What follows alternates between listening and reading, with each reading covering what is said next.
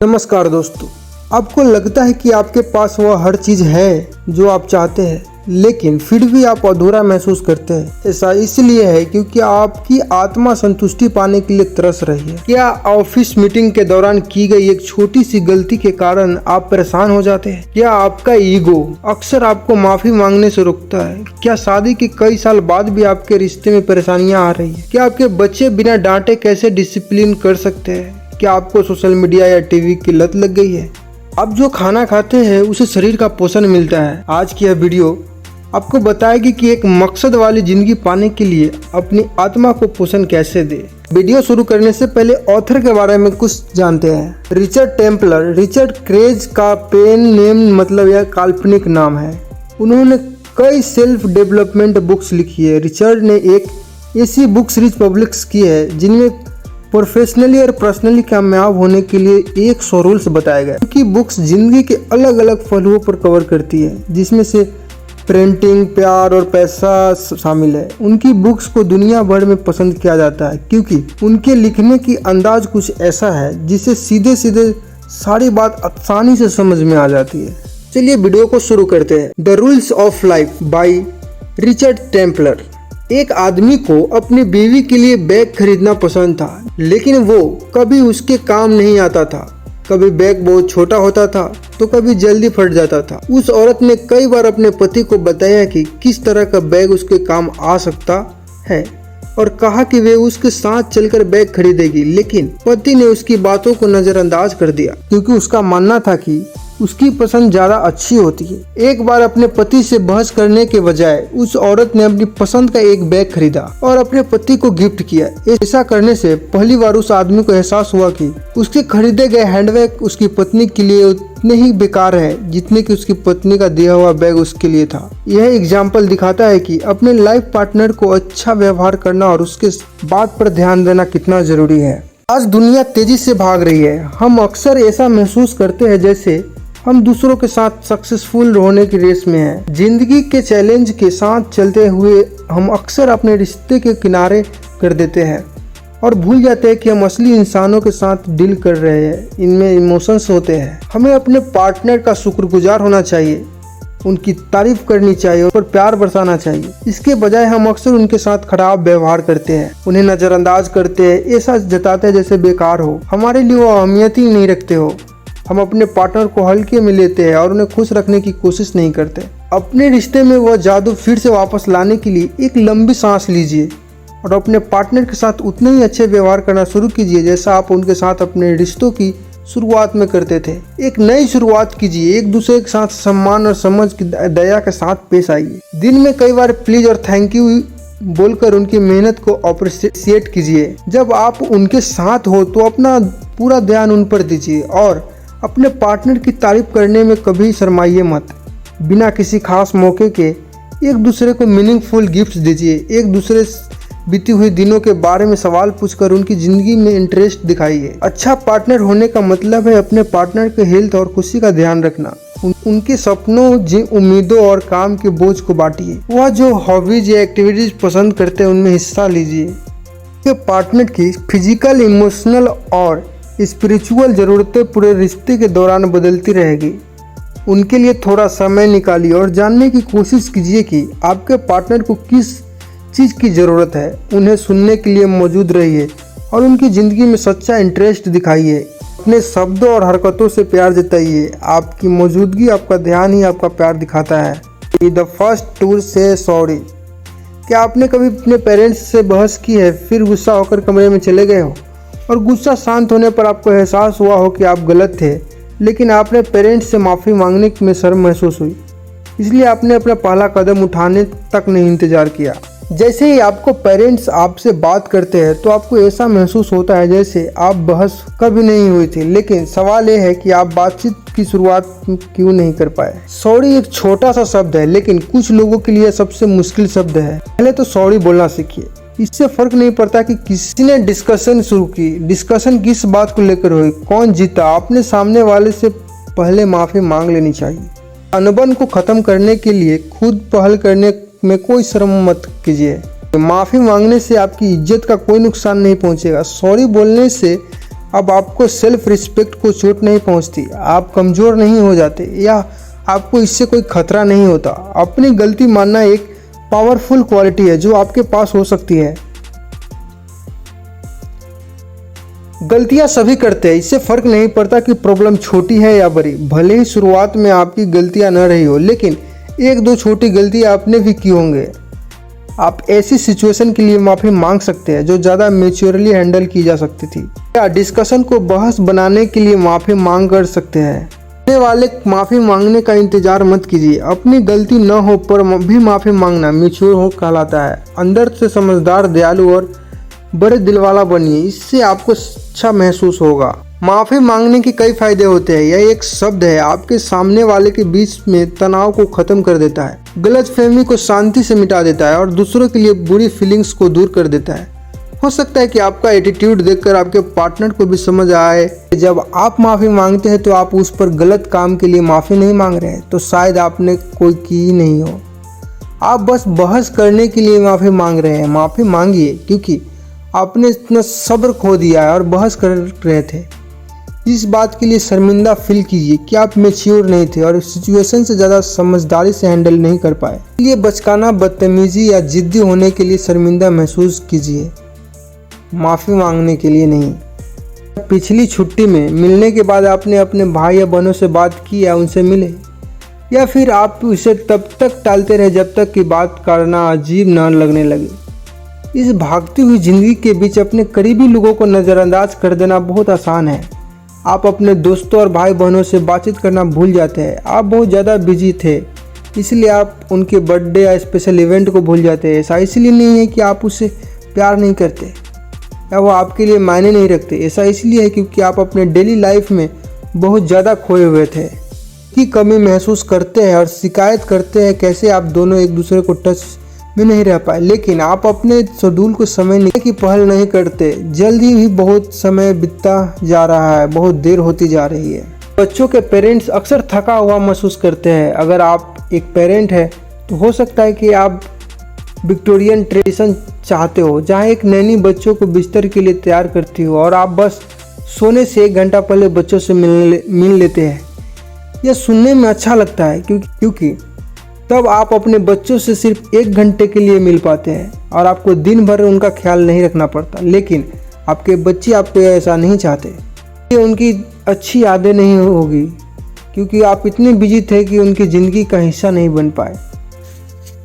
समय आपके रिश्तों में इनपुट का काम करता है। आप जितना इनपुट अपने रिश्तों में डालोगे आपको उतना ही ज़्यादा आउटपुट मिलेगा। इसलिए खुद को लोगों को कॉल कीजिए, चाहे वो आपके बच्चे हो, पेरेंट्स, भाई बहन, दोस्त हो। अगर आप पहल करते हैं तो आपके एफर्ट आप जवाब नहीं देते हैं तो दुखी मत होइए।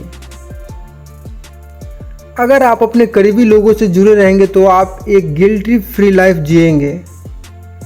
आप अपने रिश्तों को हेल्दी रखने में बेहतर बना लेंगे। लोगों को माफ़ करना सीखिए और दूसरों के साथ कांटेक्ट नहीं रखते हैं तो उनके लिए मन में गुस्सा मत रखिए। खुद पहले। टाइम और अटेंशन वो 2 सबसे कीमती चीज़ है जो आप किसी को दे सकते हैं। जब आप अपने परिवार या दोस्तों के लिए समय निकालते हैं तो आप अपने समय और अटेंशन के बदले उनका प्यार ले रहे होते हैं। यह बहुत ही कीमती लेन देन है जो सभी के लिए फ़ायदेमंद है। अगली बार जब पेरेंट्स आपको कॉल करें तो अपने काम को साइड में रख दे और अपना पूरा ध्यान उन पर दे। लेकिन अगर आप कुछ ऐसा कर रहे हैं जिससे आप टाल नहीं सकते तो बताइए कि आप उन्हें कुछ देर बाद कॉल करेंगे और फिर कॉल करना भूलिए मत। आपकी आपकी प्रायोरिटी होनी चाहिए सब। इससे पहले कि देर हो जाए, अपने करीबी लोगों के साथ आपका साथ छूट जाए, अपने परिवार दोस्तों के लिए समय निकालिए। Give your kids a break. Parenting एक मुश्किल काम है, लेकिन क्या आपको कभी एहसास हुआ है कि बच्चा होना कितना मुश्किल है? पेरेंट के रूप में यह ज़रूरी है कि आप अपने बच्चों को ब्रेक दें। इसका मतलब है कि उन्हें लगातार सपोर्ट और मोटिवेशन दें। यह प्रिंसिपल सिर्फ आपके बच्चों पर ही नहीं बल्कि सभी बच्चों पर अप्लाई होता है। तो दोस्तों, जब हम बड़े होते हैं तो ज़िंदगी के अलग अलग सिचुएशन को एक्सपीरियंस करते हैं, तो हम नई स्किल सीखते हैं और जो स्किल पहले हमारे पास थी उसे बेहतर बनाते हैं। इस सफ़र में आप बहुत सी ज़रूरी बातें सीखेंगे और नॉलेज की स्किल्स दूसरों के काम आ सकती है। ख़ास तौर पर नई जनरेशन के आपको अपनी नॉलेज सिर्फ अपने तक नहीं रखनी चाहिए, इसे लोगों के साथ शेयर कीजिए और उनके इसका फ़ायदा उठाने दीजिए। अगर आपको पास टैलेंट है तो दूसरों को इसे इस्तेमाल करना सिखाइए। सोसाइटी को अपना समय दीजिए। दूसरों को सिखाने का मतलब ये नहीं कि आप अपने के लिए लोकल थ्रू क्लब में रोज़ जाकर टीचर की तरफ पढ़ाएं, मोटिवेशनल स्पीकर या रोल मॉडल बन जाए। इसका मतलब है अगर आपको चांस मिले तो वह मौका मत गवाइए। इस बुक के ऑथर रिचर्ड टेम्पलर को 6 साल के बच्चों को एक ग्रुप में सामने टॉक देने के उनके अपनी जॉब के बारे में बताने के लिए कहा गया। रिचर्ड ऑथर शब्द को लेकर अटपटा सा महसूस कर रहे थे क्योंकि उन्हें लगता था कि वो इतने जाने माने नहीं है कि उस टाइटल के हकदार हो। वो खुद को राइटर मानते थे लेकिन रिचर्ड टॉक देने के लिए मान गए। आश्चर्य की बात तो यह है कि बच्चों ने उनसे बड़े की तरह सवाल किया और बच्चों ने उन्हें करियर को लेकर उत्सुकता और दिलचस्पी थी। उनका जवाब देने में उन्हें बहुत मजा आया। बच्चे बड़े सुनने के लिए बहुत उत्सुक थे और बड़े ध्यान से उनकी बातें सुन रहे थे। इस एक्सपीरियंस ने रिचर्ड को सिखाया कि बच्चों के साथ बात करने का ऑफर रिजेक्ट करना आसान था, लेकिन इसके लिए हाँ कहकर उसे बच्चों को ऑथर बनने के लिए एक इंस्पायर करने का मौका मिला।